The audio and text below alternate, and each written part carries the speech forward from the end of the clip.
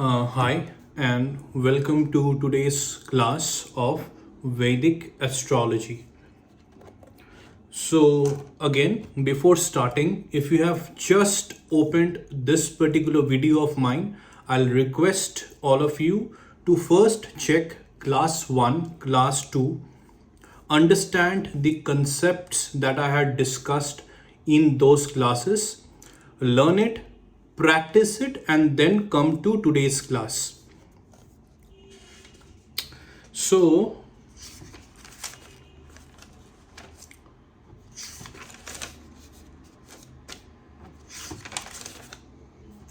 in this particular class, let's understand what each houses represent. So now you have the chart in front of you. You draw a particular horoscope chart, and you know which particular box indicates which particular house. And there are 12 houses starting from 1 to 12. All right. And okay, just before talking about the significance of each particular house in a Vedic astrological chart or in a kundli, it's important to understand that out of those 12 houses, which are considered to be auspicious, extremely auspicious, which are considered to be bad, and which are considered to be like in between, that is kind of on a neutral zone. All right. And the most auspicious, not, or even if I don't use the word most, the highly auspicious houses out of those 12 houses in a Vedic astrological horoscope chart are the Kendra houses and the Trikon houses. Now, what are the Kendra houses? The Kendra houses are 1, 4, 7, 10. That is the first house, the fourth house, the seventh house, and the 10th house. All right. And the Trikon houses, some people use Mool Trikon, but I use the word Trikon. The Trikon houses are 1, 5, and 9.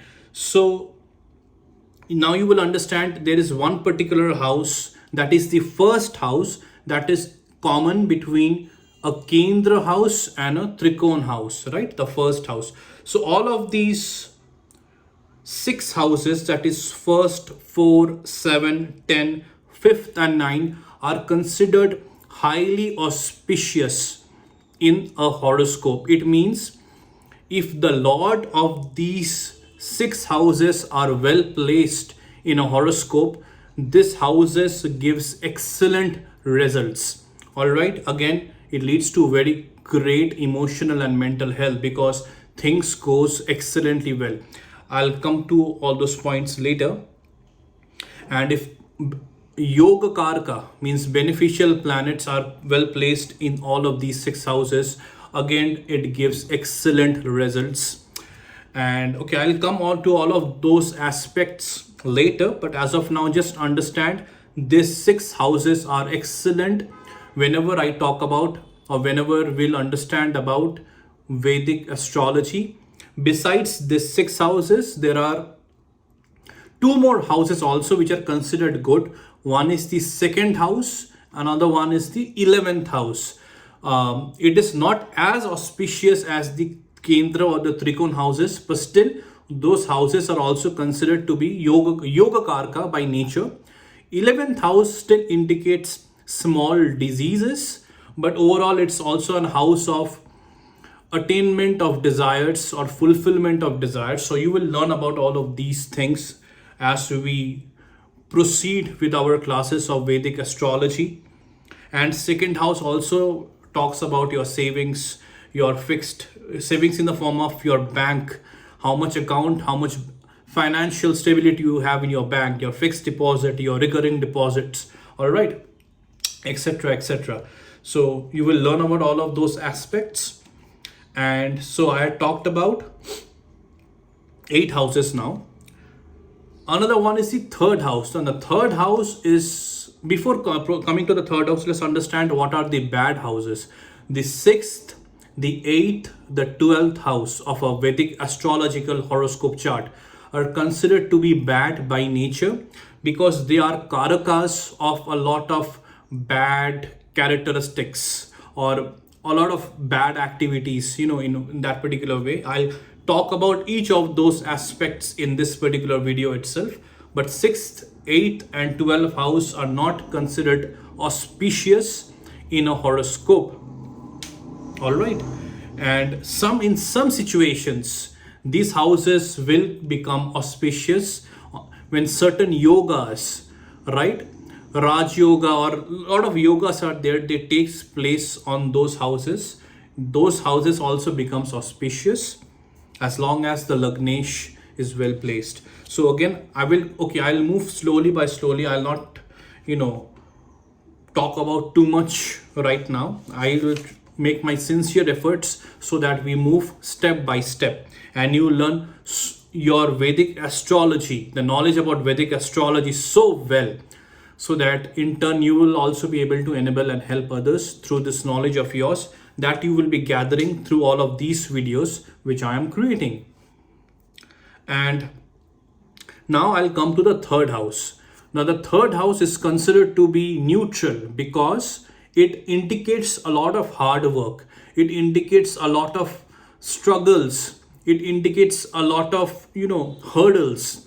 But still, after all of these hard work, struggles, hurdles, the third house has the capability, has the ability to give fantastic results, fantastic success. But that success will be attained only after you give a lot of hard work. This is the third house. It indicates, it increases.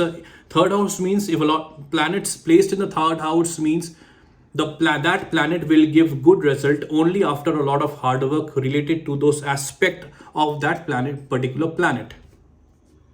So now I've covered about all of the 12 houses in brief, signifying which one is auspicious, which one is inauspicious, and which is the house that is a bit neutral by nature.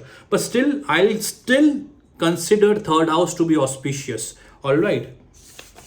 It's just that I'll not recommend anybody to wear a gemstone or for a particular planet if it is placed in a third house, even if the planet is yoga karka, and if that planet is placed in the third house, I will not suggest you to wear that gemstone. And also the lord of the third house, even if it is well placed in other houses, I'll still not suggest you to wear that gemstone. On very exceptional and on a very rare cases, it can be worn, but on general aspects, in most of the cases, I'll not recommend you to wear that gemstone. Okay, now let's come to understand the significance of the houses. So the first house, that is the Lagna. Okay, now again I'm repeating, if you are just seeing this video of mine, you will not be able to completely understand what is first house, what is second house, if you are absolutely new to the world of Vedic astrology. So I will suggest you to first learn and understand my previous classes and then come to this particular class, so that you have a very vivid and a very clear understanding of whatever I'm saying. You will be in tune, you will be in flow with my words. All right. So the first house indicates your Lagna. Lagna means the ascendant. The first house indicates the body of a particular person, the appearance, the physical appearance. It indicates thoughts. It indicates nature and characteristics of that particular person. It indicates skin color. It indicates body shape. It indicates the overall mentality, what the person likes, what the person dislikes. It also indicates the way of thinking of that particular person. So all of these things are characterized by the first house. Let's come to the second house. The second house indicates bank balance of that particular individual. Means I'm talking about savings, fixed deposit, recurring deposits, etc. Whatever amount you save in your bank, when you say that you have a financial security, this is what you are relating to, right? How much savings you have in your bank account. It indicates your overall financial condition. It indicates your family members and relatives also. It indicates your speech. It indicates your way of talking, your way of verbal communication. Second house also indicates teeth and the right eye. Now let's come to the third house. The third house indicates younger siblings. It indicates courage of an individual. It indicates hard work and efforts, what I've just said previously. It also indicates an individual's confidence level. It indicates your liking towards your job and your task. It indicates your short term travels. It indicates your neck, your shoulders, your right ear, and throat. It also indicates your writing communication skills. So, all of these are indicated, and all of these are characterized by the third house. Now, what is the fourth house? What all are indicated by the fourth house of a horoscope chart? The fourth house indicates an individual's mother. It indicates transport, car, vehicles, which an individual possesses, has, like as a fixed asset. It indicates property, it indicates plot, it indicates house, it indicates your homeland. It indicates the comforts that you will be having from your home, from your property, right? Property means your own house, your vehicles, all right? It indicates your chest, it indicates your lungs, it also indicates your heart, and it also indicates primary education till class 12. Okay, the fifth house. The fifth house of a horoscope indicates prodigy and children. Especially the first child is indicated by the fifth house. It indicates stomach. It indicates the overall digestive process. So any issues with gas and digestive process is seen from the fifth house. It indicates gambling, lottery, sudden and unexpected gains. It indicates the share market. It also indicates love and romance. It indicates education, that is your graduation.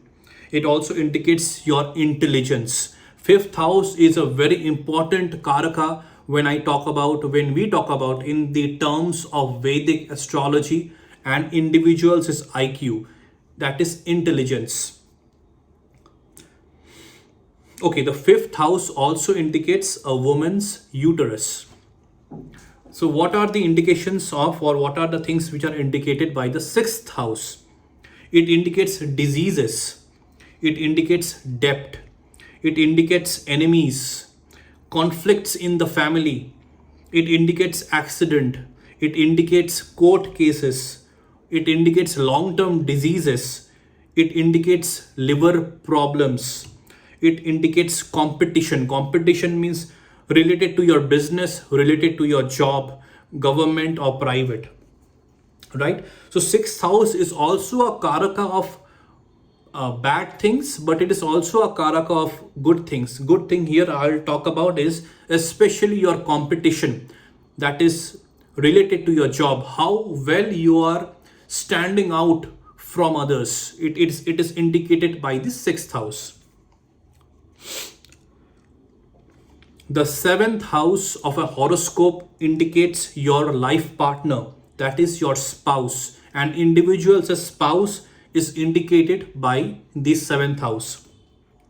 It indicates business, it indicates business partner, it indicates daily wages, means something that you are doing, your profession, from which you have the ability to earn daily, not at the end of the month, which you normally do from a job, like as an employee. I'm talking about here being an entrepreneur or a businessman or even in a service, something which you are doing on a daily basis and your clients and your customers are paying you on a daily basis, right?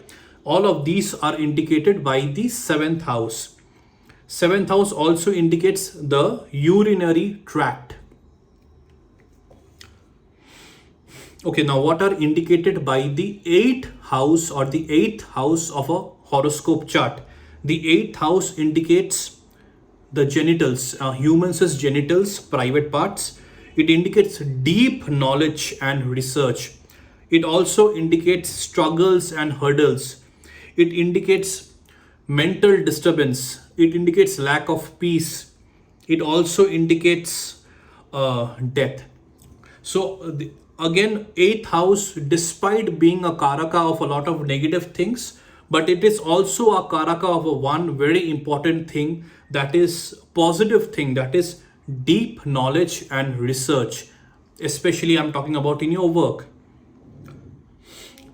So how much deep you are able to go into a particular subject in which you are working or in which you're researching, all of those abilities are seen from the eighth house of a horoscope chart. Now let's talk about the ninth house of a horoscope chart. The ninth house indicates luck. The most important factor of the ninth house is the luck, because in Hindi it is called the Bhagya house, or some people say it is destiny also, but I'll use the word luck, because we'll see that we always use the term that what, like, how to put it across. Okay, whatever the person is doing, the person is very lucky, because whatever he's undertaking, all of those things are clicking. It means somewhere down the line, the ninth house of that particular person's horoscope chart is very strong. Means the luck is always in his favors. We sometimes use the phrase or the saying that there is no luck, it's only hard work. But I will say that luck also plays an important part for things to click, because if you're putting hard work, see, hard work is very important. Without hard work, there is no luck. Like, you cannot just sit in a place and you expect things to happen for you. You cannot just sit in a place and you expect things to fall in place for you. You have to give hard work. So the hard work is primary. But after the hard work, what you want the results from your hard work. Everybody is seeking for results, right? It's not like that you are giving your efforts, but you're saying that, okay, my efforts are only okay, I do not want results. But yeah, you might be saying it to, feel positive, to feel optimistic. But at the end of the day, everybody is seeking for results. If the results are not coming into your way, you make certain tweaks to your efforts so that you get the desired results. So again, getting the results, the luck being in your favor, all of these are indicated by the strength of your ninth house. All right. The ninth house also indicates an individual's father. It indicates foreign visits, not foreign settlement. It indicates you're visiting the foreign places because of some professional reason or personal reason. Frequent visits. So if the ninth house is well placed, or if the lord of the ninth house is well placed, so there are a lot of factors in which a particular house gets strong. If this particular ninth house is strong, then it is very sure, or chances are very positive, that that particular person will have a lot of opportunities to go to foreign places, make those foreign visits, and all of those visits will be in his or her favor. It indicates, the ninth house indicates inclination towards religious faith. It indicates higher education, means I'm talking about your post graduation. It indicates PhD. All right.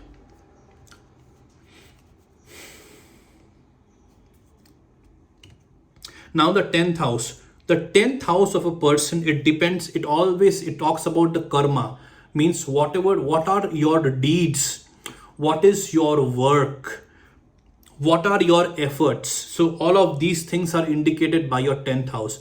So if your obligations, not obligations, if your responsibility towards your 10th house is very pure, is very strong, then what I definitely believe is your ninth house will definitely get activated when the time will come.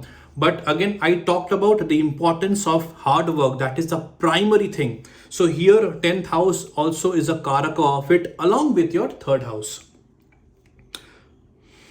But 10th house is mainly your profession. So third house sometimes it talks about your skill sets, right? What are the skills that you use? But the profession what an individual undertakes, it is reflected by that 10th house. So the 10th house indicates the type of work or profession an individual undertakes.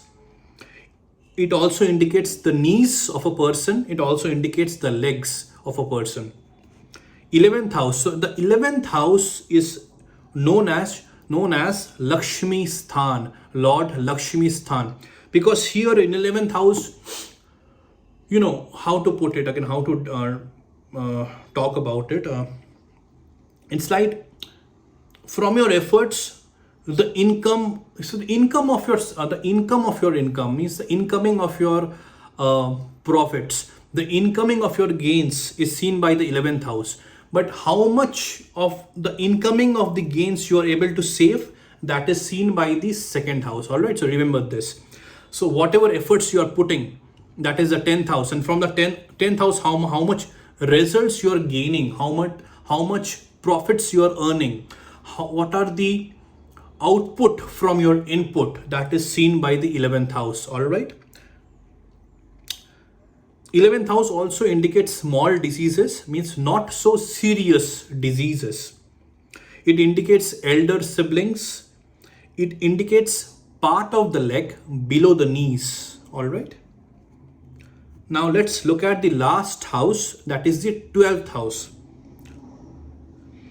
So the 12th house is not considered again auspicious when it comes to Vedic astrology. The 12th house indicates unexpected expenses. It indicates expenditure, means whatever your income is, and from that income, how much money is getting spent unnecessarily or all of a sudden, and because of which, if the 12th house is bad, people finds it very difficult to save. All right. So the expenses, expenditure, unnecessary expenses, huge expenses, sudden expenses is all seen from the 12th house, especially related to hospitalization expenses. 12th house also indicates your sleep patterns. It indicates the left eye. It also indicates moksha. So if you want to understand what is moksha, in the previous class I have discussed about it when I was talking about Ketu, because Ketu is again a karaka of the 12th house, so that you will come to know later. So moksha is again indicated by the 12th house. Okay, there is one positive thing that is in the 12th house, that is foreign settlement. So the 9th house is talking about foreign visits. You're visiting the foreign places, but then you're coming back to your homeland. Might be you're visiting for some professional profits, for some professional success you are required, you're getting the opportunity to visit. But 12th house is all about settlement. All right, you're getting a permanent settlement in a foreign place. So this is a positive aspect nowadays. In today's world, getting settled in a foreign place according to your liking, many people find this to be of a tremendous success for many professional reasons. Then again, this 12th house is again a karaka of that particular aspect. So I have discussed about all of these 12 houses and what are the significance of all of these 12 houses in Vedic astrology. In the upcoming classes, you will be able to come to know about more of the karakas of each of the house. But whatever I had discussed in today's episode, these are the main karakas. Besides this, there will be a lot of other things also. But I just wanted to give you an idea about the main characteristics or the main significance, the major significance. Whenever I talk about the first house, you will know what are the karakas of it, or what are the karakas, what aspects the karaka is the first house, in what aspects the karaka is the second house. So now you will be able to understand it completely, practice it more and more so that it will be in your mind. So whenever a horoscope will open in front of you, and a planet will be placed in a particular house, you will know that that planet is responsible for what activities, because that planet is placed in a house.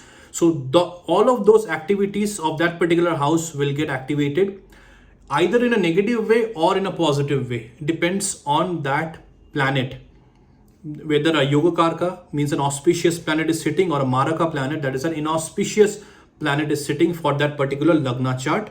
Also, if the lord of that particular house is again badly placed, then also negative aspects of that particular house might get activated, probability is there. And if the lord of that particular house is Maraka itself in that particular Lagna, then also the chances are that or negative aspects of that particular house will get activated, or there will be a hindrance to get and achieve the positive aspects of that particular house. For example, if suppose in the 11th house, suppose your 11th house is not well placed, means the lord of the 11th house is badly placed or a Maraka. I'll come to all of these terms that I'm using in the upcoming classes so that you will be able to understand each of whatever I'm saying in detail.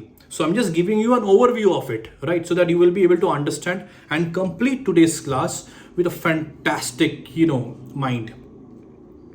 So if the lord of the 11th house is badly placed, if the lord of the 11th house is Maraka, or if Maraka planets are sitting in the 11th house, or if Maraka planets are giving drishti to the 11th house, then the positive aspects of this 11th house, that is your income, your attainment of desires, your fulfillment of desires, there will be an obstruction towards it.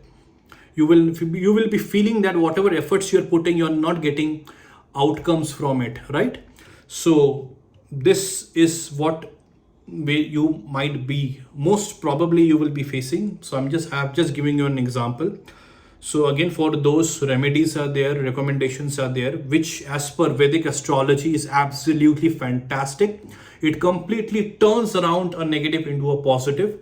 But whatever you do, whatever you understand, whatever you learn, Vedic astrology, again I'm saying, it's completely related to spirituality. And spirituality is all about your faith. Even though Vedic astrology is completely mathematical, but it is not a mathematics subject. It is a spiritual subject where the foundations of it are completely mathematical, logical. All right, but that spirituality needs to be there inside you. You need to have spirituality. Means what? Whatever you are reading, whatever you are learning about your own self, suppose through Vedic astrology, whatever you are being recommended, as long as those recommendations are accurate and perfect, whatever you do, you have to follow with a very open heart and open mind. You need to have faith towards God. You need to have faith towards that aspect, that whatever you are learning and whatever you are doing, in order to convert your bad into good, that is going to happen. If that faith is there, this is going to act as a catalyst, and this is going to surely make sure that your life turns for the better, right? The faith needs to be there. It's all about vibrations.